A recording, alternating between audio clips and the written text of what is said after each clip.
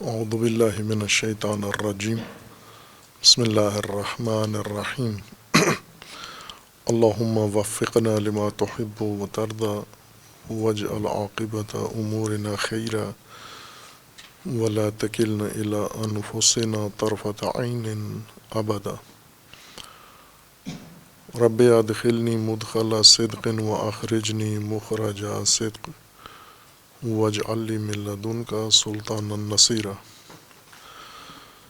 سورہ مبارکہ بقرہ میں آیہ کریمہ وَإِذَا قِيلَ لَهُمْ آمِنُوا كَمَا آمَنَ النَّاسُ قَالُوا أَنُؤْمِنُ كَمَا آمَنَ السُّفَهَاءُ أَلَا إِنَّهُمْ هُمُ السُّفَهَاءُ وَلَكِنْ لَا يَعْلَمُونَ۔ وہ طبقہ جو اپنے آپ کو حقیقت اپنی چھپا کے معاشرے میں اور خلاف حقیقت اپنا تعارف کرواتا ہے اور اپنے آپ کو بظاہر سماج کے ساتھ ہم آہنگ ہم فکر بتاتا ہے، لیکن ہوتا نہیں ہے، چھپا ہوا ہوتا ہے، پنہان رکھتا ہے اپنے آپ کو اور دھوکے کی خاطر یہ کام کرتا ہے، سماج کو دھوکہ دیتا ہے، نظام کو دھوکہ دیتا ہے، اللہ کو دھوکہ دیتا ہے اور جماعت کو دھوکہ دیتا ہے۔ لیکن اس کا یہ رویہ عام لوگوں کی نگاہوں میں نہیں آتا، لیکن بعض ایسے افراد جو اپنے تجربہ یا بصیرت کی وجہ سے یا الہی وحی و الہام کے ذریعے سے ان کی حقیقت سے باخبر ہو جاتے ہیں، اور جب انہیں اس تضاد پر تذکر دیا جاتا ہے کہ آپ جیسا ظاہر کر رہے ہیں اپنے آپ کو مومن، چونکہ مومن سماج میں آپ رہتے ہیں اور اپنے آپ کو مومن کہلواتے ہیں، لیکن آپ مومن ہیں نہیں، تو آپ بھی لوگوں کی طرح ایمان لے آئیں، انہی کی طرح ہو جائیں جن کے ساتھ اپنے آپ کو شمار کرتے ہیں اور محشور کرتے ہیں، انہی جیسے ہو جائیں آپ۔ ان کا جواب یہ ہوتا ہے کہ انؤمن کما آمن السفہاء، یعنی ہم ایمان لائے ہوئے ہیں، اب آپ ہمیں ایک اور طرز کا ایمان لانے کو کہتے ہیں، اور وہ طرز ایمان جو عام لوگوں کا ہے وہ ہم نہیں لا سکتے، چونکہ عام لوگ سفہاء ہیں اور ہم دانا ہیں، لہٰذا ہم سفہاء والا ایمان نہیں لا سکتے۔ قرآن کریم کا یہ فرمانا ہے کہ یہ خود سفہاء ہیں، لیکن جانتے نہیں ہیں، متوجہ نہیں ہیں کہ اصل سفیہ یہ خود ہیں۔ یہ طبقہ جنہیں قرآن نے سفہاء کہا ہے، ایک اہم معاشرتی گروہ ہے، اور معاشرتی اختلالات، معاشرتی فساد اور معاشرتی پسماندگیوں کا اور مشکلات کا ایک سبب بھی ہوتا ہے یہ طبقہ، خصوصاً جب اس کے ہاتھ میں اختیار بھی ہو، زمام بھی ہو، اور یہ کسی شعبے کے سربراہ یا سرپرست بھی بن جائیں، سماجی امور کے بن جائیں، سیاسی امور کے سرکردہ بن جائیں، مذہبی امور کے سرکردہ افراد بن جائیں، مالی امور کے سرکردہ افراد بن جائیں، تعلیم کے سرکردہ بن جائیں، سفہاء، ان کی وجہ سے ایک بہت بڑا سماجی بگاڑ پیدا ہوتا ہے۔ اس لیے قرآن کریم نے انہیں خصوصیت کے ساتھ بیان کیا ہے اور ان کی محجوریت ذکر کی ہے کہ یہ با اختیار نہیں ہو سکتے کسی چیز کا بھی، فاقد اختیار ہیں، ان میں صلاحیت نہیں ہے۔ حتیٰ ان کی اپنی نجی زندگی، ان کے اپنے اموال، ان کے اپنے امور بھی ان کے سپرد نہیں کیے جا سکتے، چاہے جائے کہ آپ ان کو سماجی امور یا دینی امور یا عامت الناس سے متعلقہ امور ان کو سپرد کر دیں۔ اور یہ وہ خلل ہے جو آج موجود ہے، وہ کثرت سے موجود ہے، اور موجودہ صورتحال سماجی انہی کی وجہ سے، یعنی یہ ایک گروہ ہے، نہ کہ تمام علت تامہ ہیں، تمام بگاڑ انہی کی وجہ سے ہے، ایک بڑا بگاڑ انہی کی وجہ سے ہے۔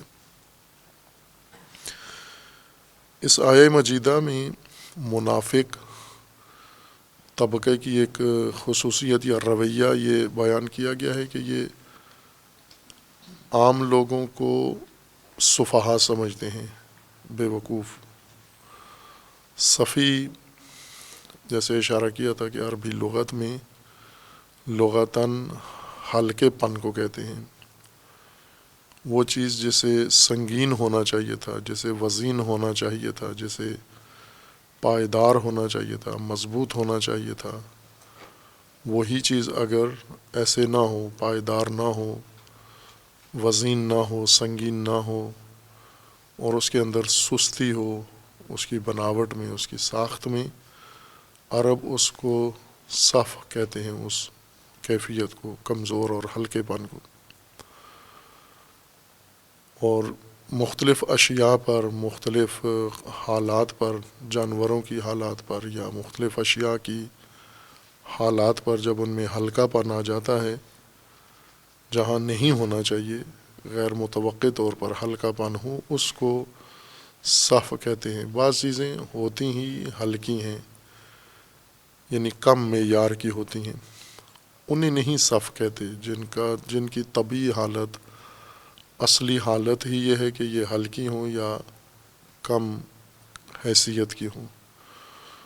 صف ان چیزوں کو کہا جاتا ہے جہاں اس کمزوری یا ہلکے پن کو کہا جاتا ہے، سستی کو، جہاں پر مضبوطی ہونی چاہیے، جہاں پر استحکام ہونا چاہیے، جہاں پائیداری ہونی چاہیے طبیعی طور پر، لیکن اس وقت اس شے میں نہیں ہے۔ جیسے رسی مضبوط ہونی چاہیے قاعدتاً، جس کے ساتھ خیمہ باندھتے ہیں یا جس کے ساتھ سامان باندھتے ہیں یا جس کے ساتھ اونٹنی کو باندھتے ہیں، یہ مضبوط رسی ہونی چاہیے، لیکن بعض اوقات یہ ہلکی ہوتی ہے یا اتنی مضبوط نہیں ہوتی، سست یا ڈھیلی رسی ہے یا کمزور رسی ہے، اس کو کہتے ہیں یہ صف الزمام۔ یا حیوان جو قاعدتاً، طبیعتاً سالم ہونا چاہیے، مضبوط ہونا چاہیے اور مستحکم ہونا چاہیے، لیکن جب یہی اپنی حرکات سکنات میں سست ہو جائے تو اس کو صف کہتے ہیں۔ جس چیز کو توانا ہونا چاہیے وہ اگر ناتوان ہو جائے، اس کو صف کہتے ہیں عرب۔ اور یہی معنی انسان کے لیے بھی استعمال کرنے لگے، جب انسان جسمانی طور پر سست ہو۔ بعض انسان ہیں جو دائماً ان کے ساتھ یہ عارضہ ہے کہ وہ جسمانی طور پر کمزور ہوتے ہیں، مضبوط نہیں ہیں، پیدائشی طور پر یا کسی بیماری کے نتیجے میں ان کے جسم کے اندر مضبوطی نہیں ہے، ہلکا پن ہے، یعنی ان کے جو جسمانی اعضاء ہیں، ہڈیاں ہیں، کمزور ہیں، مسل پٹھے کمزور ہیں، اعصاب کمزور ہیں، اعضاء ناتوان ہیں، ان کو صف کہتے تھے۔ جسمانی کمزوری کو، کمزور بدن کو صف البدن کہتے تھے۔ اور پھر بدن کی کمزوری کے ساتھ ساتھ ذہنی کمزوری کو بھی صف کہا، کہ وہ لوگ جو مضبوط رائے نہیں رکھتے، مضبوط سوچ نہیں رکھتے، مضبوط حافظہ نہیں رکھتے، مضبوط تدبیر نہیں رکھتے، رشد نہیں رکھتے، عقل جن کی کم ہے، فہم جن کی کم ہے، فراست ان کے اندر کم ہے، کمزور ہے، اور عملی طور پر، میدانی طور پر وہ اس کمزوری کو ظاہر بھی کرتے ہیں، انہیں عرب ان کو بھی اس کو بھی سفہ العقل کہتے ہیں، اور سفی یعنی کم عقل انسان۔ اور اس کی مثالیں ہیں، ہم دیکھتے ہیں بازار میں وہ چیزیں جو اصولاً مضبوط ہونی چاہیے، گھریلو استعمال کی چیزیں، روزمرہ استعمال کی چیزیں، لیکن حریص لوگ، تاجر یا صنعت کار اپنی لالچ کی خاطر گھٹیا مواد استعمال کر کے کوئی چیز بناتے ہیں اور اسے لوگوں کے سامنے چمکا کے اور سنوار کے پیش کرتے ہیں۔ لوگ دھوکے میں آ جاتے ہیں، خرید لیتے ہیں اسے۔ خریدنے کے بعد جب استعمال کرتے ہیں تو انہیں معلوم ہوتا ہے یہ کمزور چیز تھی، ناپائیدار تھی، سست چیز تھی، بنیاد ہی اس کی سست تھی، مواد اس کے اندر گھٹیا استعمال ہوا ہے، بنانے کی ترکیب اس کے اندر گھٹیا ہے، اس کے اندر جو محنت زحمت ہونی چاہیے تھی وہ نہیں ہوئی ہے۔ جیسے آج کل متعارف ہے یہ عنوان کہ کوئی کمزور چیز ہو، گھٹیا چیز ہو، غیر قابل اطمینان چیز ہو تو اسے چائنا کی کہا جاتا ہے کہ یہ چائنا کا مال ہے۔ اسی طرح یعنی چائنا کا مال کا مطلب یہ ہے کہ معیاری مواد سے نہیں بنا ہوا، معیاری نہیں ہے، پائیدار نہیں ہے، مضبوط نہیں ہے، قابل بھروسہ نہیں ہے، کمزور ہے، کسی وقت بھی خراب ہو جائے گی یہ چیز، اور ہو جاتی ہیں۔ چائنا مخصوص طور پر یہ چیز بناتا ہے ایسے لوگوں کے لیے، کم عقل لوگوں کے لیے، کم فہم لوگوں کے لیے، یا کہیں کم مال لوگوں کے لیے، جن کے پاس مال کم ہے لیکن شوق ہے ان کا یہ چیزیں استعمال کرنے کا، تو ان کے لیے سستی چیزیں بناتا ہے جو سست ہوتی ہیں، سست بنیاد ہوتی ہیں، سست ترکیب ہوتی ہیں، سست مواد چیزیں ہوتی ہیں، یہ ان کے لیے بناتا ہے۔ خوب جس طرح صف کو ان اشیاء سے یا حیوانات سے، ان کی سستی سے سرایت دے کر انسان کے جسم اور انسان کی عقل پر استعمال کیا گیا ہے، تو آج یہ اصطلاح بھی استعمال کی جا سکتی ہے کہ جن کو صفی، احمق، بیوقوف کہا جاتا ہے ان کو چائنا فکر لوگ کہا جا سکتا ہے، چائنا عقل والے لوگ، یعنی کمزور عقل، چونکہ چائنا ایک نام بن چکا ہے ناپائیداری کا، سستی کا اور ہلکی چیزیں، غیر قابل اطمینان چیزیں بنانے کا۔ البتہ یہ ہماری مارکیٹوں کے لیے بناتا ہے، ورنہ دنیا میں باقی مارکیٹوں میں چائنا سب سے پائیدار چیزیں ہیں۔ مثلا مغربی مارکیٹوں میں جائیں تو وہ لوگ سب سے پہلے چائنا کی چیز چنتے ہیں، چونکہ سب سے مضبوط چیز چائنا کی ہوتی ہے۔ باقی ممالک کی جو معروف ملک ہیں اچھی چیزیں، پائیدار چیزیں بنانے میں، وہ ترجیح میں نہیں ہوتی۔ انہیں کپڑا خریدنا ہے تو پہلے ترجیح میں چائنا کا خریدیں گے، کوئی مشینری خریدنی ہے تو پہلے چائنا کی خریدیں گے، باقی ملکوں کی بعد میں خریدیں گے اگر چائنا کی نہیں ملتی تو۔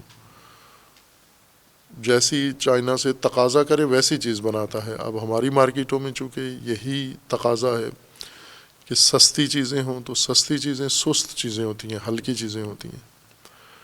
خوب اسی طرح یہی سست فکر انسان، سست بنیان انسان، سست عقل والے انسان سفی ہیں۔ یہ چائنا مغز لوگ جو سفی ہیں، معاملات سمجھنا ان کے لیے دشوار ہے۔ صفاحت، قرآن جس صفاحت کو ذکر کر رہا ہے وہ سماجی صفاحت ہے، یعنی سوجھ بوجھ انسانوں کے اندر جس کے تحت انسان معاشرتی زندگی گزارتا ہے، سماجی زندگی گزارتا ہے اور معاشرتی رویے اختیار کرتا ہے۔ اس سوچ فہم کے مطابق جو انسان کو معاشرتی امور کی مثلا تدبیر کراتی ہے وہ عقل، کہ جیسے حکماء جس کو عقل عملی کہتے ہیں، یہ عقل اجتماعی ہے یا عقل جمعی ہے جس کے تحت انسان معاشرتی زندگی گزارتا ہے۔ اسی کو بعض دیگر علوم نے اپنے اپنے ضرورت کے مطابق تشریح کی ہے. جیسے علم فقہ نے صفاحت کو معاملات میں کمزوری یا معاملات میں نافہمی کو صفاحت کہا ہے، مختص کر دیا ہے صرف معاملات میں، لین دین کے ساتھ. مالی نفع نقصان جس انسان کو نہیں سمجھ میں آتا اپنا، وہ صفی ہے. فقہا نے سماجی فہم کو نہیں بنیاد قرار دیا جو قرآن نے میزان قرار دیا ہے. اسی طرح یہی بات جو فہم کی ہے یہ مختلف موارد میں پرکھی جاتی ہے. جیسے تعلیمی اداروں میں موجودہ زمانے میں یہ رواج پکڑ چکا ہے کہ جب بھی کوئی بچہ تعلیمی ادارے میں داخلے کے لیے آتا ہے تو اس کی ہوش، اس کی ذہانت کا ٹیسٹ لیا جاتا ہے کہ یہ کتنی ذہانت کا مالک ہے. وہ دقیق معیاروں پہ نہیں ہوتا، وہ محض ایک چونکہ کاذب تہذیب ہے، ایک کاذب خانہ پوری ہے یہ کہ بچے کا ٹیسٹ لیا گیا، بچے نے پاس کیا، بچے کے اندر بھی احساس ہو جاتا ہے کہ میں ذہانت کا ٹیسٹ پاس کر چکا ہوں، پس ذہین ہوں. اسکول کے تاجروں کو بھی پتہ ہوتا ہے کہ ہم ان بچوں کو لیتے ہیں جو ٹیسٹ پاس کرتے ہیں، پس ہمارا اسکول بڑا معیاری ہے، اس میں ذہین بچے پڑھتے ہیں. والدین کے اندر بھی ایک کاذب احساس پیدا ہو جاتا ہے کہ ہمارے بچے نے چونکہ ٹیسٹ پاس کر لیا ہے تو ایک بڑا ذہین بچہ ہے ہمارا. یہ ایک کاذب تہذیب کا ایک انہوں نے بنایا ہوا ہے نظام. لیکن حقیقتاً اگر ہو یہ کہ جب ایک انسان تعلیمی مرحلے میں داخل ہوتا ہے تو یہی چیز سب سے پہلے اس کی آزمائی جانی چاہیے، اس کی ذہانت آزمائی جانی چاہیے کہ اس میں ذہانت ہے یا نہیں، اور ذہانت کے درجے کے مطابق اس کے لیے تعلیمی میدان انتخاب کرنا چاہیے. ہر آدمی ہر تعلیم کے لیے موزوں نہیں ہے، تعلیم اس کی ذہانت کے مطابق ممکن ہے اس کے لیے.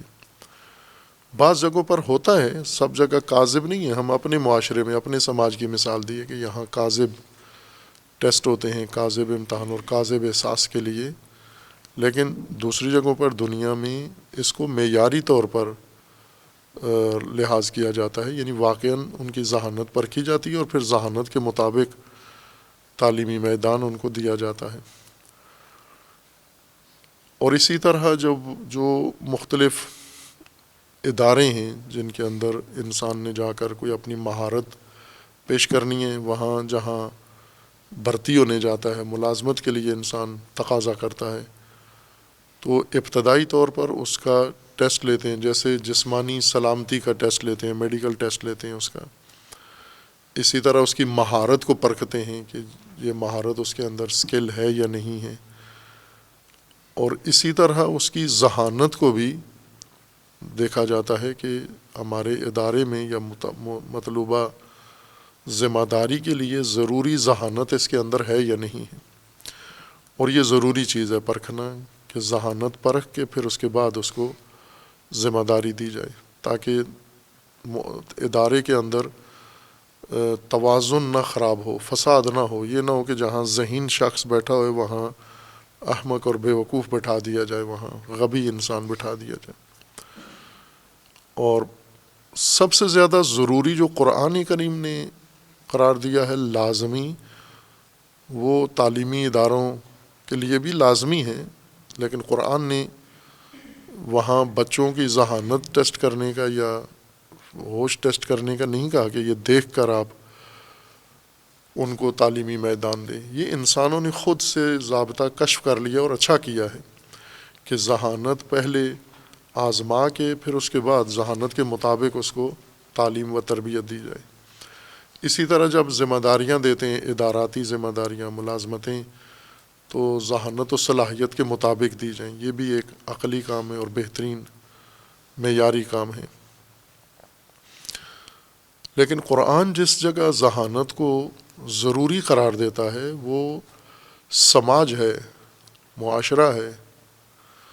مومن معاشرہ کی تشکیل کے لیے، مومن معاشرہ کی ارتقاء کے لیے، مومن معاشرہ کے پیش رفت کے لیے ضروری ہے کہ اس چیز کا خیال رکھا جائے کہ سفاہت بیچ میں سے نہ آ جائے، ان سماجی میدانوں میں اور سماجی امور میں سفی نہ آگے آ جائیں، ورنہ تمام امور نامتوازن ہو جائیں گے۔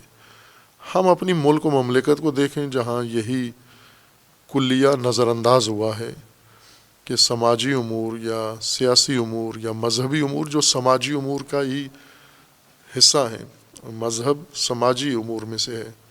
سوشیالوجی میں مذہب الگ نہیں ہے، ہم مذہب کو ایک مستقل حیثیت سے دیکھتے ہیں۔ سوشیالوجی میں مذہب سماجیات کا حصہ ہے، معاشرتی مسائل کا حصہ امور میں سے ہے، دین و مذہب۔ سیاست بھی اسی سماجیات میں سے ہے۔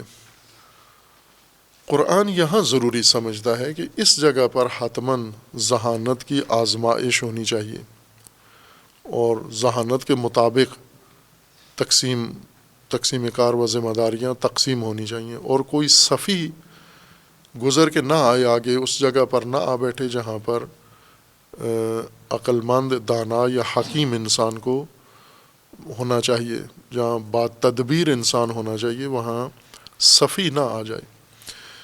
چونکہ سماجی امور کی سرکردگی اور سماجی امور کی سرپرستی تمام معاشرے، تمام انسانوں سے مربوط ہو جاتی ہے، ان کے حقوق سے مربوط ہے، ان کے جان و مال سے مربوط ہے، ان کی ہر شے سے اس کا تعلق ہوتا ہے۔ اس لیے اگر سفہاء ان امور کے زمامدار بن جائیں تو ضرر تمام سماج اٹھاتا ہے۔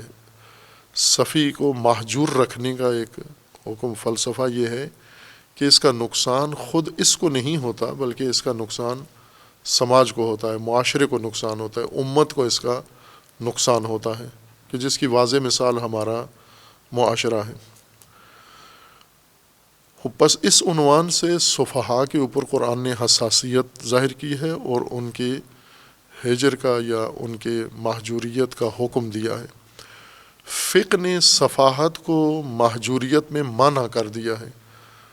یہ موضوع فقہا کے ہاں بعض امور میں بہت دقت ہے اور بعض میں چشم پوشی ہے علم فقہ میں۔ مثلا فقہا خود کہتے ہیں کہ ہم حکم کے ماہرین ہیں، حکم شرعی بیان کرنا یہ فقی کا وظیفہ ہے، لیکن حکم شرعی کا موضوع تشخیص دینا، موضوع کی تفسیر کرنا، موضوع کی حدود معین کرنا، یہ فقی کے فقہ کے زمرے میں نہیں آتی یہ چیز، یہ عرف کے سپرد کر دیتے ہیں، اور یہ خود ایک بڑا خلل ہے یہ علمی طور پر، کہ موضوعات کو اپنی ذمہ داری نہیں سمجھتے، موضوعات پر چشم پوشی کرتے ہیں کہ موضوعات لوگ خود تشخیص دیں، اور یہیں سے الجھن پیدا ہو جاتی ہے۔ حکم کتنا ہی واضح کیوں نہ ہو، جب تک موضوع واضح نہ ہو حکم قابل عمل نہیں ہوتا، قابل تطبیق نہیں ہوتا، اور نہیں کرتے، فقہ میں یہ کام نہیں کرتے۔ اس کی ایک مثال یہ ہے کہ قرآن کریم کی سورہ نساء میں خداوند تبارک و تعالیٰ نے سفہاء کا ذکر کیا ہے اور ان کی مہجوریت کا ذکر کیا ہے، یعنی ممنوعیت کا، کہ وہ کسی قسم کے تصرفات نہیں کر سکتے، حق نہیں ہے ان کو، آپ اپنے اموال اور معاشرتی سماجی اموال، مذہبی اموال ان کو نہ دیں۔ سورہ نساء میں آیا 5 میں اللہ تعالیٰ کا فرمانا ہے وَلَا تُؤْتُوا السُّفَهَاءَ أَمْوَالَكُمْ الَّتِي جَعَلَ اللَّهُ لَكُمْ قِيَامًا وَارْزُقُوهُمْ فِيهَا وَاكْسُوهُمْ وَقُولُوا لَهُمْ قَوْلًا مَعْرُوفًا۔ سفہاء کو آپ اپنے اموال نہ دیں، اموالکم، یعنی مومنین اپنے اموال سفہاء کو نہ دیں، چونکہ یہ اموال تمہارے لیے ذریعہ قیام ہے، تمہاری معیشت، تمہاری زندگی کی بنیاد، ستون ہے، یہ اس مال کے سہارے تمہارا نظام زندگی چلے گا، اور زندگی کا یہ بنیادی رکن جو قیام زندگی ہے یہ آپ سفہاء کے حوالے نہ کریں۔ اگلا جو حکم ہے اس میں یہ ہے کہ خود ان کے مال بھی ان کو نہ دیں. وَارْزُقُوهُمْ فِيهَا وَاكْسُوهُمْ وَقُولُوا لَهُمْ قَوْلًا مَعْرُوفًا. خود ان کا مال بھی ان کے حوالے نہ کریں، وہ بھی آپ لے لیں، اور ان کی خوراک پوشاک یہ آپ فراہم کریں، ان کے مال سے آپ ان کو دیں، لیکن انہیں محروم کر دیں، اختیارات ان سے لے لیں. خوب یہاں پر لا تؤتو یہ حکم ہے، سفہا موضوع ہے. فقہا کا یہ فرمانا ہے کہ ہم سفہا سے کوئی غرض نہیں ہے ہماری. صفی کس کو کہتے ہیں یہ موضوع ہے. موضوع تبیین کرنا یہ فقی کی ذمہ داری نہیں ہے، لیکن لا تو میں کیا بیان کیا جا رہا ہے یہ فقی کی ذمہ داری ہے. یہ لا تو لا نہی ہے، حرمت ہے، یہ بیان کرنا فقہا کی ذمہ داری ہے. لیکن اس کے ساتھ ساتھ موضوع کی تفسیر کر بھی دی ہے. اور لا تو سفہا اس سے مراد انہوں نے یہ لیا ہے کہ جو مالی نفع نقصان تشخیص نہیں دے سکتا، لین دین میں نقصان اٹھا لیتا ہے، عقل ان کے بقول کے عقل معاش، عقل معیشت نہیں رکھتا، جس کے اندر عقل معاش نہیں ہے، اس کو صفی کہتے ہیں. وہ یہ تو آپ نے صفی کی تفسیر بھی کر دی ہے ساتھ، جبکہ آپ نے اپنے آپ کو پابند کیا ہوا تھا کہ ہم نے موضوع نہیں کھولنا. یہ اپنے آپ کو پہلے پابند کیا ہے کہ ہم علم فقہ میں موضوع کی تشریح نہیں کریں گے، لیکن یہاں آ کے کر دی حکم کی تشریح کے. صفی کس کو کہتے ہیں؟ جو مالی معاملات نہ سمجھتا ہو. اور یہیں سے صفحاء کا معنی بھی لے لیا گیا ہے، اور وہ واپس قرآن کو دیا گیا ہے کہ قرآن میں صفی سے مراد وہ شخص ہے جو مالی نفع نقصان تشخیص نہ دے سکتا ہو. اول تو قرآن کے موضوعات یعنی حکم کے موضوعات اللہ تعالیٰ نے ذکر فرمائے ہیں، تو جس چیز کو اللہ نے موضوع قرار دیا ہے حکم کا، وہ موضوع تشریح کرنا دین شناس کی ذمہ داری ہے. لازم ہے اس پر پہلے موضوع واضح کرے، بعد میں حکم بیان کرے. اگر موضوع کو صحیح تشخیص نہ دیا اس نے تو کبھی بھی حکم صحیح نہیں بیان کر سکتا. اور بیشتر جو مشکلات آج دینداری کو پیش آ رہی ہیں وہ یہی ہیں کہ موضوعات اکثر احکام کے تبدیل ہو گئے ہیں. چونکہ موضوعات میں بہت ساری چیزیں دخیل ہوتی ہیں، موضوع کئی امور سے مل کر بنتا ہے.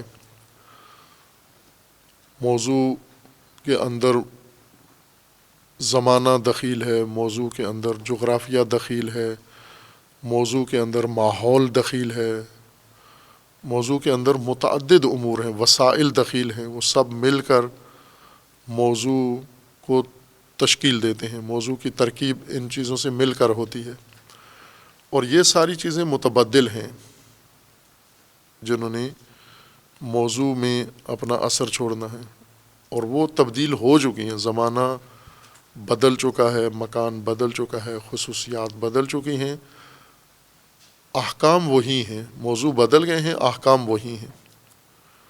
جیسے زکوٰۃ کا حکم ہے، جیسے ربا کا حکم ہے، جیسے اور بہت سارے سیاسی سماجی احکام ہیں جن کے موضوعات یا مکمل بدل گئے ہیں یا جزوی طور پر بدل گئے ہیں.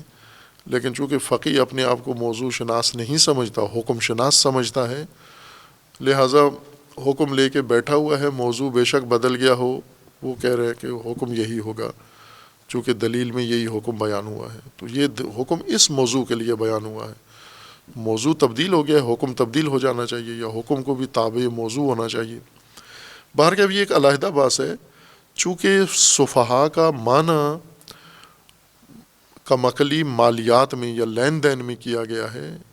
یہ اشارہ کرنا مقصود تھا کہ یہ لا تو صفحاء اموالکم، صفحاء قرآن کا موضوع ہے، حکم اس کا بیان ہوا ہے، اور موضوع سے مراد وہی جو عام عرف میں سمجھا جاتا ہے یا لغت میں جس کو صفی کہا جاتا ہے، یعنی کم عقل انسان، سبکسار انسان، نافہم انسان، جس کو امور کی معاملات کی تشخیص نہیں ہو سکتی. اور صفی جیسا اشارہ کیا تھا کہ حکماء نے صحیح تفسیر حکماء نے کی ہے کہ صفی اس کو کہتے ہیں جس کے اندر عقل عملی کمزور ہو، عقل علمی کمزور ہو غبی کہلاتا ہے، اور عقل علمی کمزور ہو تو صفی کہلاتا ہے انسان۔ عقل عملی جو انسان کو زندگی کے عملی مراحل میں رہنمائی کرتی ہے۔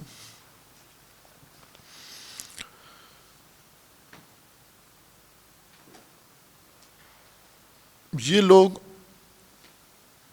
منافقین مومنین کو صفی کہتے ہیں کہ ہم ان کی طرح صفحاء کی طرح ہم ایمان لے آئیں۔ ان کے نزدیک یہ منافقین کے نزدیک یہ مومنین صفی ہیں۔ ان کا ایک اپنا معیار ہے، منافق کا اپنا ایک معیار ہے تشخیص کا، ترازو اپنا ہے اس کا، وہ نہیں ہے۔ صحیح انسان کے لیے فطری طور پر میزان و ترازو یا اس کی عقل ہونی چاہیے یا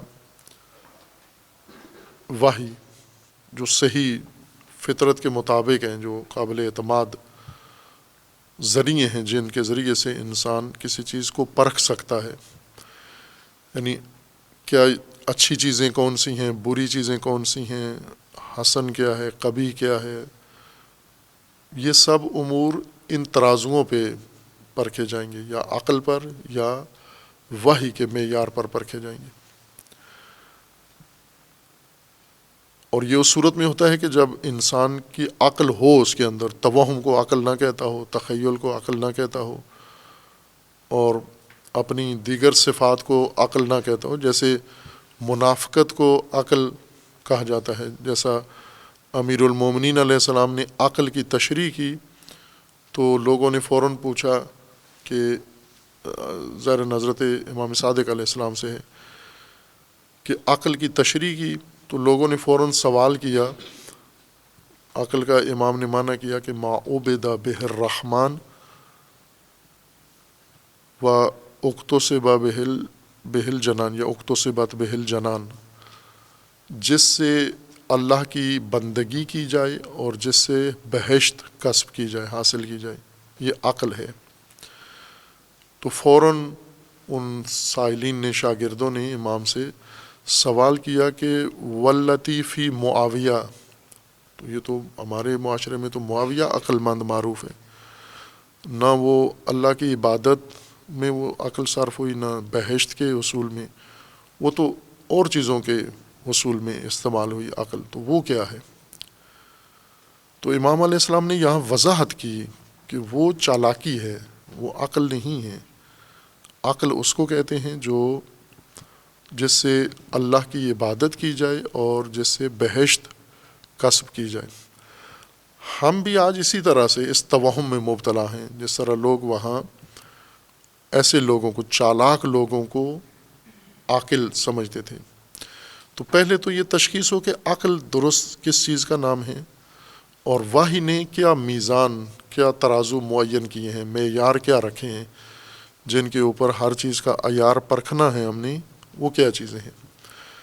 خوب یہ آگاہی سے مربوط ہے کہ انسان کتنا وحی کا علم رکھتا ہے، قرآن سے کتنا قریب ہے، اور عقل کی کتنی ممارست کروائی ہوئی ہے اس نے، عقل کی کتنی پرورش کی ہوئی ہے انسان نے۔ توہمات کو عقل کہتے ہیں، تخیلات کو عقل کہتے ہیں، یا چالاکی کو عقل کہتے ہیں، مفاد پرستی کو عقل کہتے ہیں، یہ عقل کی تعریفوں میں شامل نہیں ہے۔ چونکہ منافقین کے اپنے معیارات ہیں، اپنے ترازو ہیں، ان کے ترازوؤں کے نزدیک وہ عقل و وحی کے مطابق نہیں ہیں۔ ان کا ترازو وہی ہے جو آج ہمارے سوسائٹی کا ترازو ہے کہ آپ اپنا مفاد دیکھیں۔ عقل و وحی کا میزان یہ ہے کہ آپ مفاد نہ دیکھیں بلکہ حق دیکھیں، حقیقت دیکھیں۔ حقیقت کیا ہے؟ اگر حقیقت آپ پر واضح ہے اور اس حقیقت میں آپ کا مفاد ہے، یا اس حقیقت میں آپ کا مفاد نہیں ہے، ہر دو صورتوں میں آپ کو حقیقت کا علم ہونا چاہیے، اور جب اپنی رائے قائم کریں، فیصلہ کریں، زندگی گزاریں، تو حقیقت کو بنیاد قرار دے کر آپ فیصلہ کریں، نیت کریں، زندگی گزاریں۔ لیکن آج کے سماج میں اور اس زمانے کے سماج میں بھی یہی تھا کہ مفاد انسان کا یہ اصل بنیاد یہ ہے، نہ حقیقت۔ مفاد محور ہے، آپ کی مصلحت کس میں ہے، آپ کا فائدہ کس میں ہے۔ جو چیز آپ کے فائدے کی ہے آپ اس کو چنیں، آپ اس کو اختیار کریں جہاں پر آپ کا مفاد حاصل ہوتا ہے۔ انفرادی طور پر، اجتماعی طور پر، مذہبی طور پر اپنا مفاد پہلی چیز جو آپ کو نصب کرنی چاہیے، نصب العین، یعنی آنکھوں کے نگاہ میں جو سامنے چیز ہو، جس کو دیکھ کر آپ نے راستے چننے ہیں، جس کو دیکھ کر آپ نے فیصلے کرنے ہیں، جس کو دیکھ کر آپ نے مد نظر رکھ کر آپ نے راہبر چننے ہیں، وہ مفاد ہونا چاہیے آپ کا۔ خوب یہ بنیادی فرق ہے مومن سماج میں اور غیر مومن سماج میں، یہ بنیادی فرق ہے الکتاب یعنی مکتب قرآن اور غیر قرآن میں۔ غیر قرآن میں مفاد اصل و اساس ہے، مفاد معین کرے گا کہ آپ نے کیسے زندگی گزارنی ہے۔ جدھر مفاد ہے زندگی کا ادھر ہی رخ منہ موڑ دیں آپ۔ لیکن مومن سماج کو اللہ تعالیٰ نے فرمایا کہ نہ، جدھر حقیقت ہے آپ نے اس جانب اپنی زندگی کا رخ موڑنا ہے، نہ جدھر مفاد ہے آپ کا۔ البتہ یوں نہیں ہے کہ حقیقت میں ہمیشہ نقصان ہے انسان کا، اصل مفاد تو حقیقت میں ہی ہے انسان کا۔ اگر اصل انسانی مفاد دیکھیں تو وہ تو حقیقت کے اندر ہی ہے، لیکن ہم دنیاوی مفاد کو میزان قرار دیتے ہیں، یا منافق دنیاوی مفاد کو میزان قرار دیتا ہے۔ خب جب مفاد کو، دنیاوی مفاد کو مد نظر رکھیں تو ان کو نظر آتا ہے کہ یہ مومن یہ بے وقوف لوگ ہیں، یہ کیونکہ مفاد تو کسی اور جگہ پر ہے اور انہوں نے کوئی اور قبلہ انتخاب کر لیا ہے، یہ کسی اور سمت چلے گئے ہیں۔ میزان و پیمانہ منافق کا دنیا داروں جیسا ہی ہے، جیسے آج کے دنیا دار ہیں، اور سارے دنیا دار ہیں، نہ یہ کہ جو نمازیں پڑھتے ہیں وہ دیندار ہیں اور جو نمازیں نہیں پڑھتے وہ دنیا دار ہیں۔ جو نمازیں پڑھتے ہیں وہ زیادہ دنیا دار ہیں، چونکہ نمازوں میں بھی ان کے مد نظر نصب العین دنیا ہی ہوتی ہے، وہ دنیا کی خاطر نماز پڑھ رہے ہوتے ہیں، عبادتیں کرتے ہیں، تو یہ زیادہ برے دنیا دار ہیں۔ جس طرح قرآن کا فرمانا ہے فویل للمصلین، ہلاک ہوں یہ مصلین، نمازی، الذین هم عن صلاتهم ساہون۔ خوب اسی طرح اسی آیت کے نیچے ہے کہ وہ ریاکار ہیں، ریاکاری کرتے ہیں، یراؤن۔ اور بعض جو دینی شکل اپنا لیتے ہیں ان کو بھی ہم ان کے معیاروں پر ہمیشہ پرکھیں۔ یہ روایات اہل البیت علیہ السلام سے مروی ہیں، رسول اللہ صلی اللہ علیہ وآلہ وسلم سے بھی ہیں اور باقی ائمہ اطہار سے ہیں، اور جامع ترین روایت حضرت امام سید ساجدین علیہ الصلوۃ والسلام کی ہے کہ جب آپ کسی شخص کا حسن ظاہر دیکھیں تو اس کے دھوکے میں نہ آ جائیں، بلکہ اس کا عمل دیکھیں۔ جب اس کا عمل صحیح پائیں تو اس کے دھوکے میں نہ آ جائیں۔ اس کی عبادتیں دیکھیں، جب اس کی عبادتیں دیکھیں ٹھیک لگیں تو بھی دھوکے میں نہ آئیں، بلکہ اس کی قدریں دیکھیں، امانت، اس کی امانت داری دیکھیں، باقی امور دیکھیں۔ اور نہایتاً آخر میں امام علیہ السلام نے فرمایا کہ اگر ہر مرحلے میں انسان بہترین ہو پھر بھی اس کے دھوکے میں نہ آئیں، اس کے اندر اقتدار پرستی دیکھیں کہ کتنا اقتدار کا شوق ہے اس کو، قیادت کتنی پسند ہے، شہرت کتنی اس کو چاہیے، خود نمائی کتنی چاہیے اس کو۔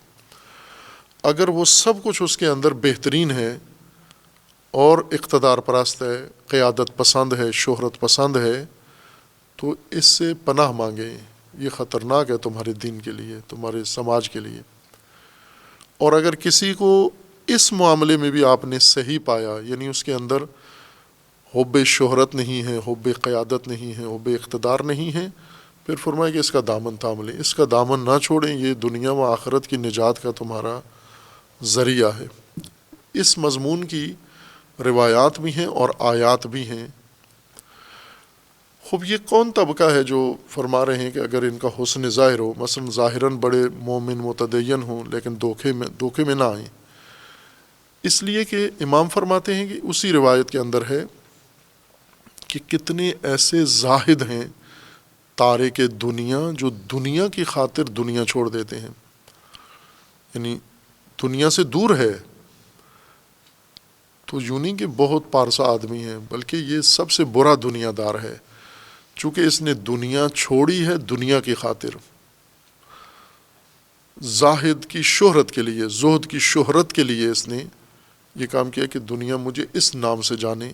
یہ اپنے زمانے کا بڑا زاہد انسان تھا، تو یہ خود ایک دنیا ہے، شہرت پرستی، اور سب سے بری دنیا ہے یہ۔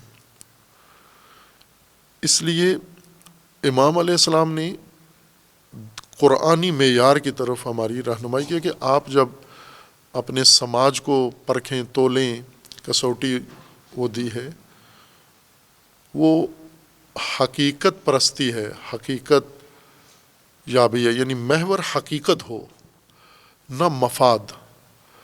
بعض اوقات ہوگا کہ حقیقت اور مفاد میں اختلاف ہو جائے گا، یعنی حقیقت کہیں اور ہے، مفاد ہمارا کہیں اور ہے۔ یہاں پر پتہ چلتا ہے مومن اور غیر مومن کا، جب اس کا مفاد حقیقت میں ہو اور وہ حقیقت پسند ہو، چونکہ مفاد حقیقت میں ہے، یہ نہیں ہے اصلی مومن جو حقیقت کو اس لیے پسند کرتا ہے چونکہ مفاد اس کا حقیقت کے اندر ہے، تو یہ مفاد پرست ہے۔ واضح وہاں ہوتا ہے کہ یہ حقیقت پرست ہے یا مفاد پرست جب مفاد کسی اور طرف ہو اور حقیقت کسی اور طرف ہو، اور یہ مفاد کو چھوڑ کے حقیقت کی جانب آ جائے، یہ مومن ہے درست۔ لیکن اس سطح کا ایمان اور اس سطح پر انسان کا آنا، یہی تکامل ہے، انسانی تکامل اسی چیز کا نام ہے۔ کتنے لوگ اس سطح پر آئے ہیں؟ ہم نے تو دین کو بھی مفاد پرستی کی صورت میں تفسیر کیا ہے، مفاد پرستی کو بنیاد قرار دیا ہے فہم دین کے لیے۔ منافق کیوں ہے؟ منافق کیوں دوغلا ہے؟ مومن سماج کے ساتھ کیوں نہیں چل سکتا منافق؟ کیوں اس نے حقیقت اپنی چھپا لی ہے غیر مومن، اور ظاہر اپنے آپ کو مومن کرتا ہے؟ اس لیے کہ یہ جو اپنے آپ کو مومن کہلاتا ہے اس کے بہت سارے مفادات ہیں۔ مومن سماج کے اندر اس نے رہنا ہے، مومن سماج میں اس نے تعلقات روابط قائم کرنے ہیں، مومن سماج میں اس نے شادیاں کرنی ہیں، رشتے لینے دینے ہیں، مومن سماج کے اندر اس نے تجارت کرنی ہے، مومن سماج کے ساتھ اس کے بہت سارے معاملات ہیں۔ تو اپنے آپ کو مومن ظاہر کرے گا تو وہ سارے مفادات اس کو حاصل ہوں گے۔ ان مفادات کی خاطر یہ اپنے آپ کو مومن کہتا ہے، اور حقیقت میں کیوں نہیں مانتا، ایمان کیوں نہیں لاتا، حقائق، دینی حقائق کو، یا اللہ نے جو حقائق مقرر کیے ہیں ان کو کیوں نہیں اپناتا؟ چونکہ اس میں اس کو اپنا مفاد نظر نہیں آتا، بلکہ شاید نقصان نظر آتا ہے اس میں۔ ان حقائق کو نہیں مانتا، مثلا ما انزل اللہ پر ایمان نہیں ہے، چونکہ ما انزل اللہ میں اس کا مفاد مد نظر نہیں رکھا گیا، انسانیت کا مفاد مد نظر رکھا گیا ہے، سماج کا مفاد مد نظر رکھا گیا ہے، امت کا مفاد مد نظر رکھا گیا ہے، اور ممکن ہے اس میں اس کا مفاد نہ ملے اس کو، اس وجہ سے یہ اپنا مفاد نہیں دیکھتا اللہ کے بیان کیے ہوئے حقائق میں۔ وہاں اس کو اگر مفاد نظر آ جائے یہ ان کو بھی مان لے گا، لیکن مفاد کی خاطر مانے گا، نہ حقیقت ہونے کی وجہ سے۔ بس منافق اصل میں مفادات کی خاطر یہ دوغلا پن رکھتا ہے، اور اپنی طرف سے بڑی چالاکی کر رہا ہے کہ دونوں طرف کے مفادات اس کو حاصل ہو جائیں۔ مومن ہونے سے بھی کوئی نقصان نہ ہو اس کا، اس طرح کا مومن بنا ہوا ہے کہ مومن ہو کر وہ دوسرے مفادات سارے حاصل کر رہا ہے جو مومن ہونے کی وجہ سے اس کو ڈر ہے کہ حقیقی مومن ہونے کی وجہ سے نہ ملیں اس کو، ان مفادات کو بھی نظر میں رکھے ہوئے ہے، اس وجہ سے حقیقت میں قبول نہیں کرتا لیکن ظاہراً اظہار کرتا ہے مفادات کی خاطر۔ اور وہ لوگ جو مفادات سے گزر جاتے ہیں، مفادات کو نظر انداز کر جاتے ہیں اور فقط حقیقت کو نصب العین قرار دیتے ہیں، مفاد پرستوں کی منطق میں جو لوگ مفادات سے گزر جاتے ہیں، مفادات کو نظر انداز کر دیتے ہیں اور حقیقت کو، محض حقیقت کو نصب العین قرار دیتے ہیں، ان کے نزدیک یہ احمق ہیں، یہ بے وقوف ہیں، ان کو اپنا مفاد نہیں پتہ۔ فقہا نے بھی یہی معنی کیا ہے کہ جس کو مفاد اپنا سمجھ میں نہ آئے وہ احمق ہے، سفی اس کو کہتے ہیں، جو کاروبار میں نفع نقصان اپنا تشخیص نہ دے سکے، کہ وہ سفی اس کو کہتے ہیں۔ یہ تو منافق کا بھی یہی پیمانہ ہے کہ جو اپنا مادی دنیاوی سود و زیاں نظر انداز کر کے، چشم پوشی کر کے اور صرف حقیقت کو نصب العین قرار دے کہ حقیقت یہ ہے، اس میں میرا مفاد ہے یا میرا نقصان ہے، دونوں صورتوں میں نے اس حقیقت کو قبول کرنا ہے، وہ کہتے ہیں یہی بے وقوفی ہے۔ اس وجہ سے وہ عام لوگوں کو بے وقوف کہتے ہیں۔ جب انہیں کہا جاتا ہے کہ آپ لوگوں کی طرح ایمان لے آئیں جیسے دوسرے لوگ ایمان لائے ہیں، وہ کہتے ہیں میں بے وقوفوں کی طرح ایمان لے آؤں۔ خوب ان میں کیا بے وقوفی آپ کو نظر آئی ہے؟ بے وقوفی یہ ہے کہ یہ جس چیز کا اظہار کرتے ہیں دل سے بھی اسی کے معتقد ہیں، یعنی یہ ما انزل اللہ کے اوپر پورا انحصار کرتے ہیں، یہ دیکھے بغیر کہ ما انزل اللہ کے ذریعے، قرآن کے ذریعے، کتاب کے ذریعے ہمارے مفادات پورے ہوں گے یا نہیں ہوں گے، بلا شرط مان لیا ہے انہوں نے ما انزل اللہ کو۔ رسول اللہ کی رسالت پر ایمان لے آئے ہیں، یہ دیکھے بغیر کہ رسول اللہ کے اوپر ایمان لانے سے ان کے مفادات ان کو ملیں گے یا نہیں ملیں گے، مفادات کی بات ہی نہیں کی انہوں نے، صرف یہ ادراک کیا ہے کہ یہ واقعاً اللہ کے رسول ہیں، حقیقتاً اللہ کے رسول ہیں۔ اب اس کے بعد مثلاً یہ رسول ہیں، مکی ہیں، یہ قریشی ہیں، دوسرے لوگ مدینہ میں ہیں، یثربی ہیں، ان کے اپنے مفادات ہیں، یہ قبائلی مفادات ان کے اپنے ہیں یا خاندانی، ان کے اپنے مفادات ہیں۔ اپنے مفادات کو ملحوظ رکھے بغیر محض حقیقت کی بنیاد پر ایمان لے ہیں تو بے وقوف ہی ہیں۔ خصوصاً ان کے جن کے بارے میں آیا نازل ہوئی ہے، یہ انصار کو بے وقوف کہتے تھے، کہ یہ انصاری مہاجرین کو کہتے تھے یہ چالاک ہیں، یہ مکہ سے اٹھ کے آئے ہیں خالی ہاتھ اور انصار کے مال و منال میں شریک ہو گئے ہیں آ کر، لہٰذا مہاجرین کو کہتے تھے یہ عقل مند ہیں، انصار کو کہتے تھے یہ بے وقوف ہیں۔ انہوں نے بغیر کچھ حاصل کیے ہوئے اپنا دین بھی چھوڑ دیا، بت بھی چھوڑ دیے، اپنے معبود بھی چھوڑ دیے اور اپنے مال و منال بھی تقسیم کر دیا ان لوگوں کے ساتھ جو بھوکے ننگے مکہ سے آئے تھے۔ تو یہی بے وقوفی ہے۔ ایسا کون کرتا ہے؟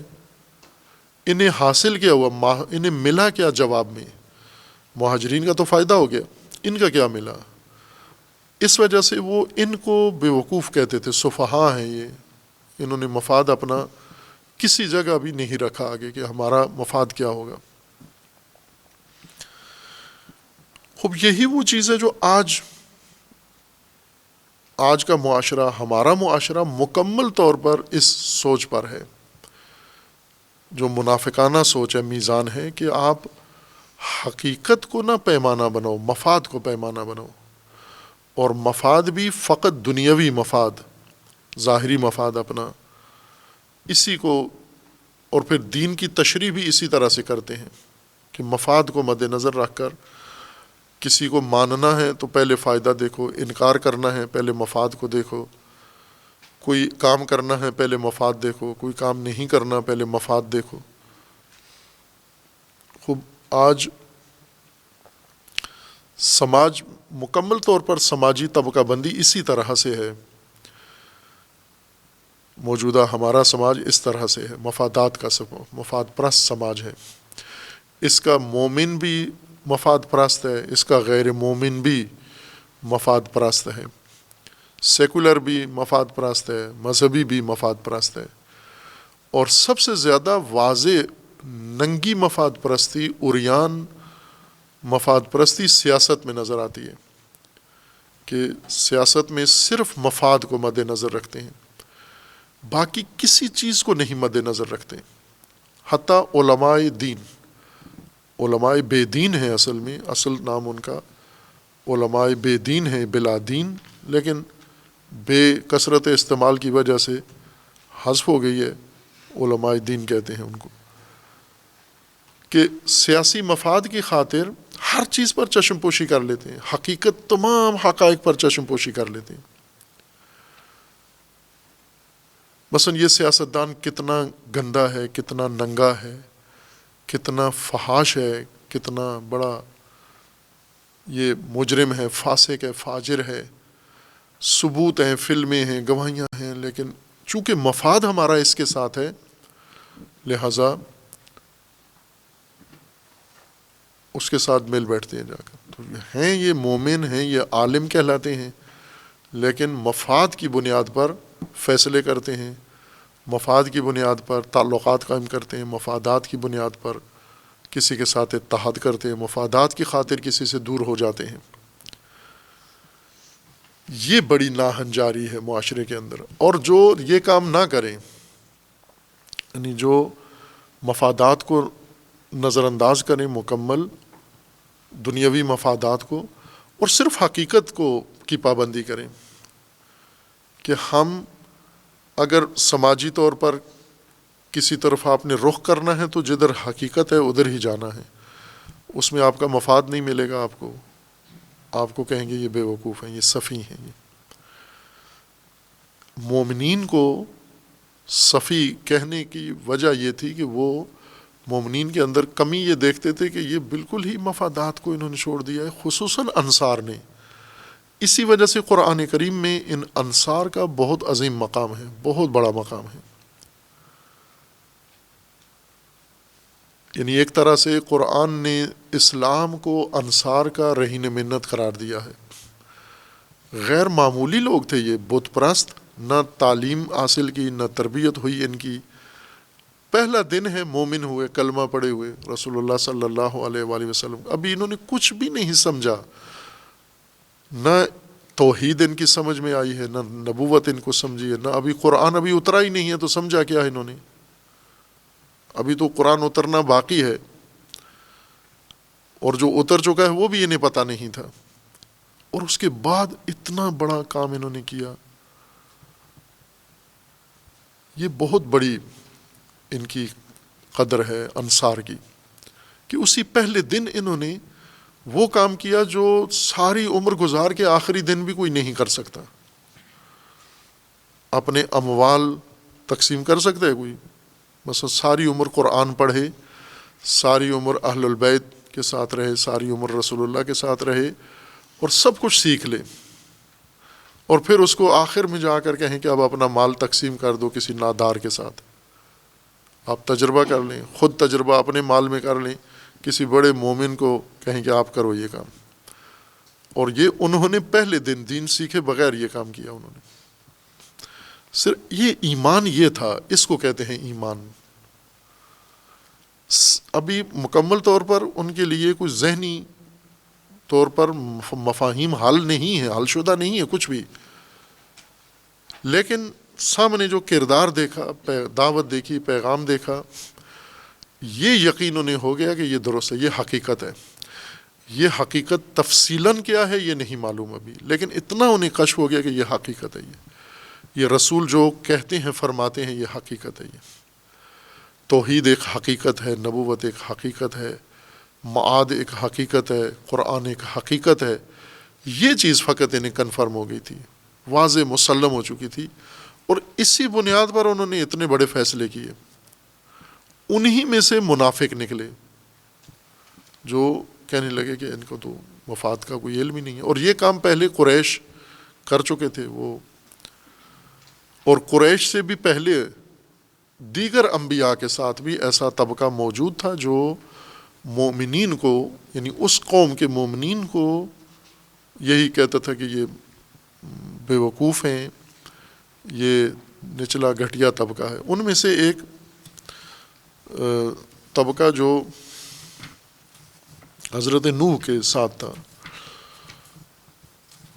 دیگر انبیاء کو کہتے تھے کہ یہ جو آپ کے ساتھ لوگ ہیں یہ گھٹیا لوگ ہیں، پست ذات لوگ ہیں، پست مرتبہ لوگ ہیں، اشرافی نہیں ہیں۔ اشراف یہ کہتے تھے کہ ہم ایمان لے آتے آپ پر اگر یہ طبقہ نہ ہوتا آپ کے ساتھ۔ سورہ ہود میں آیا 25 میں اللہ تعالیٰ کا فرمانا ہے وَلَقَدْ أَرْسَلْنَا نُوحًا إِلَىٰ قَوْمِهِ إِنِّي لَكُمْ نَذِيرٌ مُّبِينٌ، ہم نے نوح کو اپنی قوم میں پیغام دے کر بھیجا، رسالت دی، پیغمبری دی تاکہ ہمارا پیغام ان تک پہنچائیں، اور انہوں نے انہیں جا کر بتایا کہ میں تمہارے لیے نذیر مبین ہوں۔ اور پیغام یہ ہے کہ ان لا تعبدوا الا اللہ، اللہ کے علاوہ کسی کی بندگی اطاعت اختیار مت کرو، اللہ کے علاوہ اطاعت نہ کرو، نہ کہ اللہ کے علاوہ پوجا۔ ہم ہر جگہ ان آیات کو ہمارے ذہنوں میں راسخ ہے، یہ چیز بیٹھی ہوئی ہے جو بڑی مشکل ہے ہدایت میں، یہ ذہنی مفروضے کہ عبادت کو ہم پوجا مانا کرتے ہیں، پرستش، اطاعت۔ چونکہ الہ ہے، الہ کی پوجا نہیں ہوتی، الہ کی اطاعت ہوتی ہے۔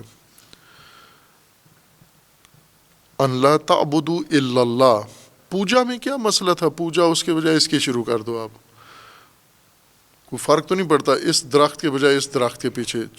مثلا جیسے ہندوستان میں گائے کی پوجا کرتے ہیں تو کیا فرق پڑتا ہے کون سی گائے؟ جو گائے روڈ پہ جا رہی ہے اسی کی پوجا کر لو، آپ کا فریضہ ادا ہو گیا۔ یہ تو نہیں دیکھا جاتا کہ کون سی گائے، کس طرح کی گائے۔ مثلا گھوڑا ہے، گھوڑے کی پوجا کرنی ہے، کوئی گھوڑا ملتا ہے اس کی پوجا کر لو آپ۔ کوئی اور جانور ہے، ستارہ ہے، اس کی پوجا کر لو آپ۔ پوجا تو مشکل نہیں ہے انسانوں کی، جھگڑا پوجا کا نہیں ہے کہ اس کو پوجا کرو یا اس کی پوجا کرو۔ اصل یہ کہ اطاعت کس کی کرنی ہے، فرمان کس کا، حکومت کس کی ہے، فرمان وروائی کس کی ہے، فرمان بری کس کی کرنی ہے، یہ مسئلہ ہے۔ اور حضرت نوح نے انہیں یہی کہا کہ آپ اللہ کی اطاعت کریں۔ انی اخاف علیکم عذاب یوم علیم فقال الملأ الذین کفروا من قومہ، قوم نوح کے ملا وہی سرکردہ لوگ، اشرافیہ جو ثروت مند ہیں، دولت مند ہیں، اور ایک سماجی حیثیت ان کو حاصل ہے، اور سماجی امور کے رت کو فتح کے زمامدار بنے ہوئے ہیں۔ ان ملا نے نوح کو کہا ما نراک الا بشرا مثلنا، اب آپ کون ہیں؟ آپ بھی تو ہماری طرح ہمارے معاشرے کے ایک فرد ہیں، آپ کے والدین کا ہمیں پتہ ہے، آپ کی پیدائش کہاں ہوئی ہے، آپ کا نام ہمیں پتہ ہے، آپ کون ہیں ہمیں آ کے ہدایت کرنے والے؟ آپ بھی تو ہمارے میں سے ہی ہیں، ہمارے جیسے ہیں۔ اور دوم یہ کہ وما نراک اتبعک الا الذین هم اراذلنا بادی الرائے، اور ہم یہ دیکھتے ہیں کہ یہ معاشرے کے چند پسے ہوئے لوگ، گھٹیا لوگ، پست لوگ، اراذل، رذل، یعنی اس کے مقابلے میں شرف کے مقابلے میں رذل ہے، یعنی شریف لوگ ہم ہیں، اچھے لوگ ہم ہیں، سرکردہ ہم ہیں، بڑے لوگ ہم ہیں، باعزت محترم لوگ ہم ہیں، یہ گلی کوچے کے گھسے پھٹے لوگ، یہ بدنام لوگ یا فلاں غریب فقراء، زیادہ ان کا مالی طور پر، یہ اراذل کہنا تھا کہ مالی طور پر جو بہت پست اور نیچے ہیں وہ آپ کے ارد گرد جمع ہیں۔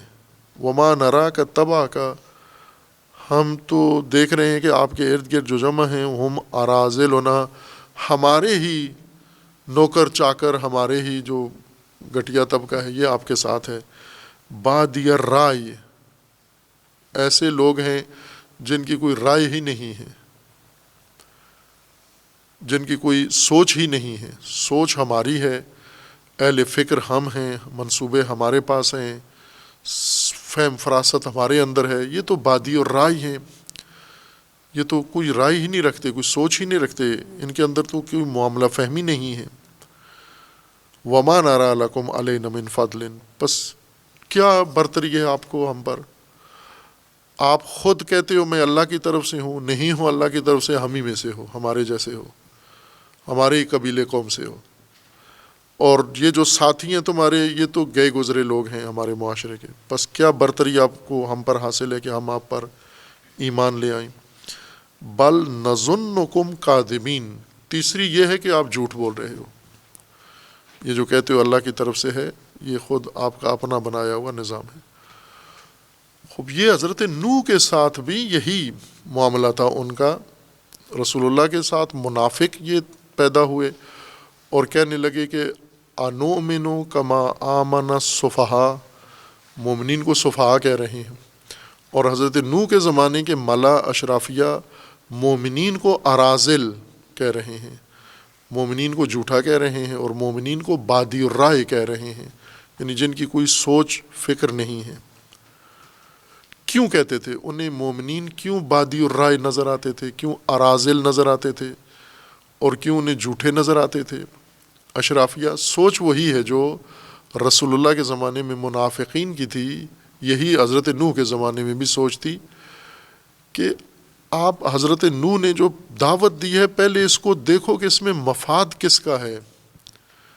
حضرت نوح نے مفادات تو نہیں بتائے، حقائق بتائے ہیں، تو وہ کہتے تھے بعض حقائق پہ ہم چھوڑ دیں وہ مفادات سارے، یعنی ہم جو اشراف ہیں یہ اشرافیت چھوڑ دیں اور ان اراذل کی طرح آپ ہمیں ان کے ساتھ زمین پہ بٹھاؤ، نیچے بٹھاؤ، ہم ان کے ساتھ صفوں میں کھڑے ہو کے آپ کے پیچھے نماز پڑھیں، ہمارا اور ان کا درجہ برابر ہو جائے، ہم جو دولت مند ہیں ثروت مند ہیں ان کے پاس کچھ بھی نہیں ہے، یہ جو ہمارے ماتحت ملازم ہیں یہ ہمارے برابر کر دو گے آپ، اب اس میں تو ضرر ہے، نقصان ہے ہمارا، بس ہمارے مفاد میں نہیں ہے۔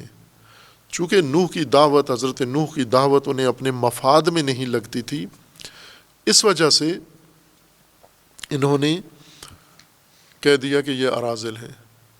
اور اسی طرح سے سورہ شعراء میں، سورہ شعراء آیا 107 کے بعد 111 تک، اذ قال لهم اخوهم نوح الا تتقون، ان کے رہبر پیشوا نے اللہ کی طرف سے جو نوح تھے انہوں نے ان کو کہا کہ آپ تقوی اختیار کرو۔ انی لکم رسول امین، میں رسول ہوں، پیغمبر ہوں، پیغام لایا ہوں اور امین۔ فاتقوا اللہ واطیعونی، تقوی اختیار کرو اور میری اطاعت کرو۔ اطاعت یہی جو اصل کا تھا کہ اس کو ہمیں دقت کرنی ہے بہت قرآن شناسی پر، وہ جو غیر مصدقہ مفروضے ہمارے ذہنوں میں ہیں، عبادت کا معنی پوجا، وہ نکالیں گے تو قرآن سے کچھ حاصل ہوگا ہمیں، ورنہ بے معنی نظر آئیں گی آیات اگر قرآن کے صحیح معانی مفاہیم مد نظر نہ رکھے۔ اور حضرت نوح نے اشرافیہ کو کیا تکلیف تھی کہ آپ پوجا کس کی کرتے ہیں؟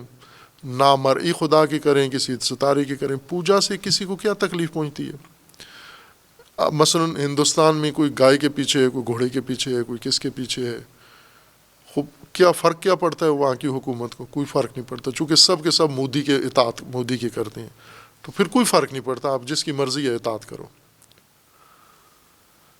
مسلمانوں کا مخالف کیوں ہے ہندوستان کا وزیر اعظم؟ اس وجہ سے کہ وہ اس کی اطاعت، اس کو یقین نہیں ہے یہ میری اطاعت کریں گے،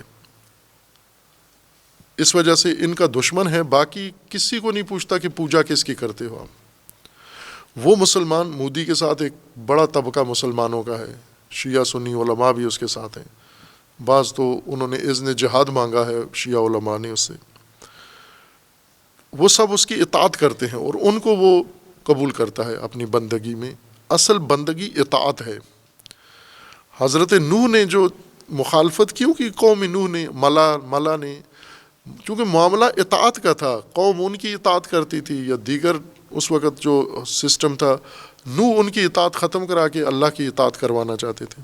فاتقوا اللہ واطیعونی وما اسألکم علیہ من اجر ان اجری الا علی رب العالمین، اور یہ بھی بتا دیا کہ میں اجرت تم سے نہیں لوں گا، اجرت پہ نہیں آیا، فیس نہیں لینے آیا،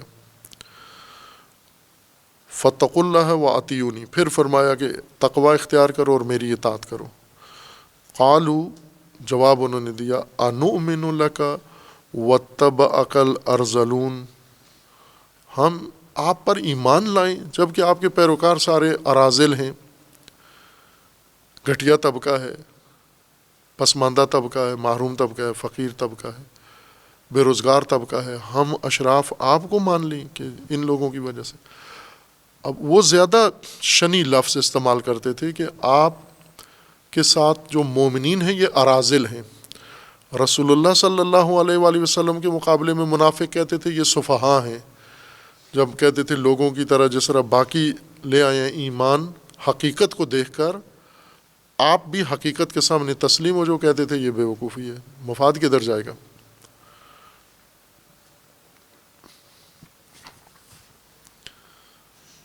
اور یہاں تو مومنین کے بارے میں ہے کہ مومنین کو صفی کہہ رہے ہیں منافق، یا اشراف طاغوت قوم نوح کے مومنین کو اراذل کہہ رہے ہیں۔ اس سے بڑھ کر لوگوں نے انبیاء کو بھی کہا کہ آپ بھی نعوذ باللہ بے وقوف ہیں، انبیاء کو بھی معاف نہیں کیا، کہا کہ آپ بھی ہمیں بے وقوف لگتے ہیں۔ حضرت ہود کو کہا اور حضرت لوط کو کہا، حضرت شعیب کو کہا کہ آپ بھی ہمیں بے وقوف لگتے ہیں۔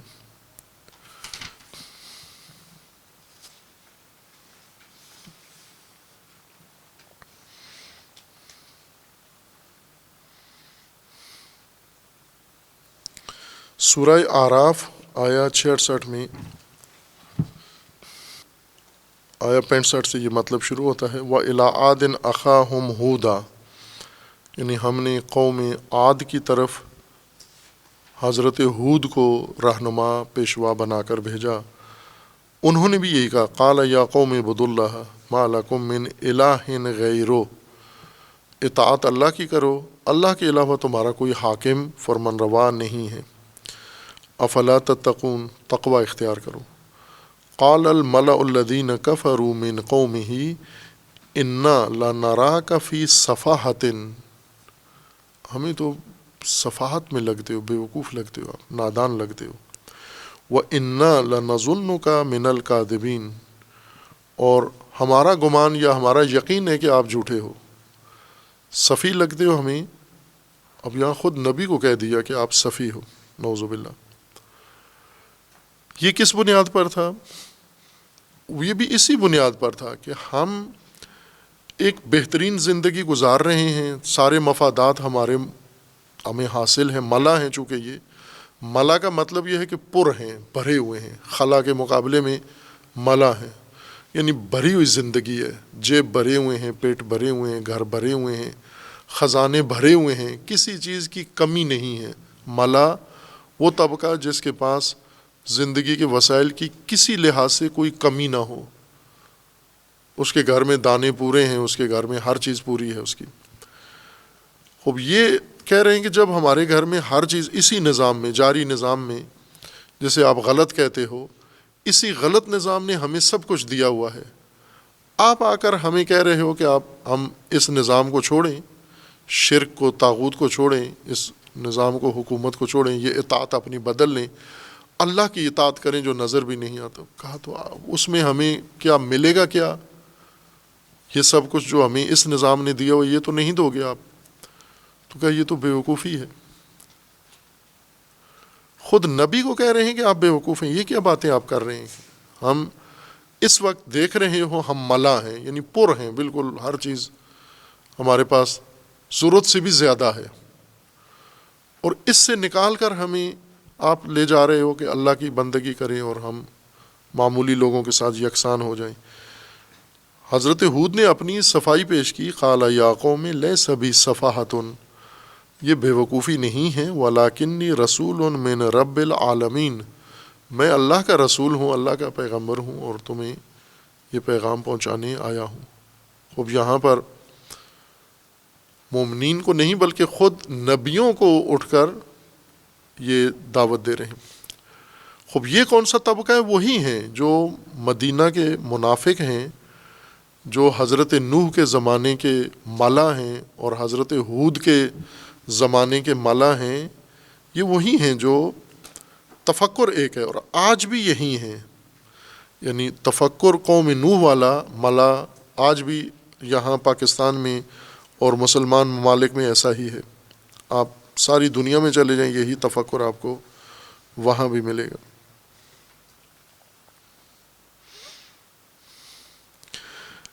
حضرت لوط و حضرت شعیب کو اس طرح سے نہیں کہا کہ آپ صفی ہیں، لیکن انہیں یہی ملتے جلتے الفاظ کے ساتھ کہا کہ آپ بھی ایسے ہی ہیں، یعنی ہم آپ پر بھروسہ نہیں کر سکتے. اب اس تفکر کو دیکھیں ہم، جس تفکر کے تحت، جس بنیاد کے تحت وہ مومنین کو صفی کہہ رہے ہیں اور نعوذ باللہ انبیاء کو بھی متہم کر رہے ہیں اور مومنین کو اراذل شمار کرتے ہیں، پست اور محروم طبقہ، خود کو کامیاب طبقہ گمان کرتے ہیں. یہ وہ مفاد پرستی کی بنیاد منطق ہے. اگر انسان کا نسب العین مفاد ہو جائے پھر یہی نتیجہ نکلتا ہے. آج کا پاکستان ہو یا آج کا ہندوستان ہو یا آج کا افغانستان ہو، ایران ہو، آج کا عالم اسلام ہو یا آج کا عالم غرب ہو، ان سب کی بنیاد مفادات پر ہے. کہ کامیابی مفلحون کون ہیں؟ جس کا گھر بھرا ہوا ہے، جس نے مفاد پورا حاصل کر لیا ہے یا اپنے مفاد کو مسلم بنا لیا ہے، جس نے، یہ کامیاب انسان ہے. ناکام کون ہے؟ وہ جو حقیقت کے چکر میں پڑ کے اور مفادات سے دور ہو گیا ہے یا مفادات سے محروم ہو گیا ہے. اور یوں نہیں کہ اگر انسان حقیقت کو مان لے تو مفادات حتماً ضائع ہوتے ہیں، یعنی یہ تساوی نہیں ہے. یہ منافقین کی تساوی ہے کہ اگر آپ نے حقیقت کو قبول کیا تو مفادات سے یقیناً محروم ہو جائیں گے. جبکہ الٹ ہے کہ اگر انسان حقیقت کو قبول کرے، حقیقت کے ساتھ جڑ جائے، تو وسیع تر مفاد انسان کا پیدا ہوتا ہے. یعنی انسانی مفاد اس کا، نہ کہ مادی، انسانی مفاد اس کا دنیاوی بھی اور انسانی مفاد اس کا اخروی بھی. یہ فائدہ انسان کا، انسان کے حقیقت کے اندر، حقیقت کے ساتھ رابطے کے اندر رکھا ہوا ہے. اور سب سے بڑا فائدہ انسان کا یہ ہے کہ مقصد انسان کو ملتا ہے حقیقت کے ساتھ جڑنے سے. حقیقت قبول کرنے سے مقصد خلقت انسان کو نصیب ہوتا ہے. اور جب مقصد جس کو ملے وہ کیسے خسارے میں ہے. لیکن مادی تفکر، خواہ کلمہ پڑھ کے انسان مادیت کی سوچ رکھتا ہو یا کلمہ پڑھے بغیر، وہ علی علی کر کے مادیت کی تصور رکھتا ہو یا خلفاء کا دم بھرتا ہو اور مادیت کا تفکر رکھتا ہو، وہ یورپ میں رہتا ہو یا کعبے میں رہتا ہو، سعودی عرب میں رہتا ہو، پاکستان میں رہتا ہو، تفکر ایک ہے. وہ نوح کے زمانے میں ہو، وہ حضرت ہود کے زمانے میں ہو، وہ رسول اللہ کے زمانے میں ہو یا وہ آج کے زمانے میں ہو، تفکر ایک ہے ان کا کہ مومنین سے مراد یعنی حقیقتاً جو مومنین ہیں، اصلی مومنین، صالح مومنین، جو اپنی فطرت پر بھی باقی ہیں اور اپنے ایمان پر بھی باقی ہیں، انہیں یہ ناکام، انہیں مہجور، انہیں صفی، انہیں بے وقوف. اور یہ کہتے ہیں آج بھی متدین جوانوں کو، ان کے گھر والے بھی یہی کہتے ہیں کہ جب تک وہ مثلا جوان آج کا حرام کھا رہا ہے، ہر قسم کی قباحت و فساد میں مبتلا ہے، کامیاب جوان ہے. لیکن یہی جوان اگر طالب علم بن جائے، یہ وہی صفی، بے وقوف ہو گیا. یہ بے وقوفی کا اس نے فیصلہ کر لیا.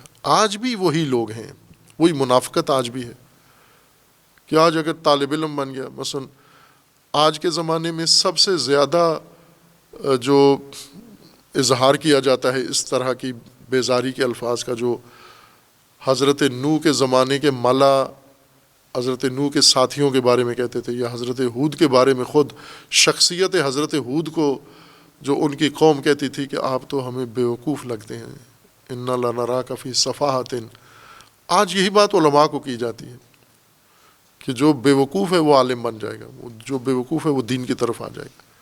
یہ وہی ذہنیت ہے، وہی تفکر ہے ابھی بھی، اور اس تفکر سے مرعوب بہت ہوتے ہیں لوگ کہ ہم بیوقوف شمار ہوں گے، اگر ہم دین کی طرف آئے تو ہم بیوقوف شمار ہوں گے، تو ہم تو بڑے عقل مند رہنا چاہتے ہیں، لہٰذا اس روب میں آ کر، ارہاب ہے یہ، اس میں آ کر مرعوب بھی ہو جاتے ہیں، مرعوب بھی ہو جاتے ہیں، اور وہ راستہ چھوڑ دیتے ہیں۔ خصوصاً ہلکے پن والے لوگ جن کے اندر واقعاً صفاحت ہے، وہ سماجی دباؤ کو قبول کر کے اپنا راستہ بدل لیتے ہیں، معاشرتی دباؤ قبول کر لیتے ہیں، یا طبقاتی دباؤ، یا یہی طبقہ منافق جب ان کے خلاف پراپوگنڈا کرتا ہے تو یہ اپنے قبلے بدل دیتے ہیں، اپنے ارادے بدل دیتے ہیں، اپنا دین بدل دیتے ہیں، ان کے دباؤ میں آ جاتے ہیں۔ مومن شک کرنے لگتے ہیں اپنے راستے پر کہ لوگ تو ہمیں اراذل کہہ رہے ہیں، لوگ ہمیں بیوقوف کہہ رہے ہیں، لوگ ہمیں یہ کہہ رہے ہیں۔ پھر اس دوران بہت سارے عقل مند بننے کی کوشش کرتے ہیں۔ کتنے ایسے علماء ہیں داڑیاں منڈوا کے، مونچھیں بڑھا کے، اور فساد میں مبتلا ہیں عام لوگوں کی طرح، یہ سمجھتے ہیں کہ پہلے ہم بیوقوف تھے، آج ہم عقل مند ہو گئے ہیں۔ اور اگر کوئی مومن اس طرف سے ادھر دین کی طرف آئے، خاندان سمیت سارے کہتے ہیں یہ بہت بڑا بیوقوف ہے، اس نے کیا کیا ہے، یہ اچھا خاصا مثلاً کما رہا تھا۔ خصوصاً اگر کوئی یورپ سے آ جائے دین کی طرف تو اس کو تو بالکل مور سارے لگا دیتے ہیں کہ اس سے بڑا بیوقوف تو دنیا میں نہیں ہے۔ یہ وہی انحراف ہے، یہ منافقت ہے اصل میں، پنہان ہے۔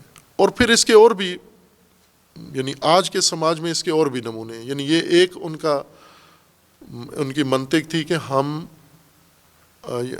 عقل مند وہ ہے جو مفادات کو بھی میزان قرار دے، حقیقت کو نہ، اصولوں کو نہ، اقدار کو میزان قرار نہ دے، مفادات کو میزان قرار دے، اور کامیاب اس کو سمجھتے ہیں، باقیوں کو ناکام سمجھتے ہیں۔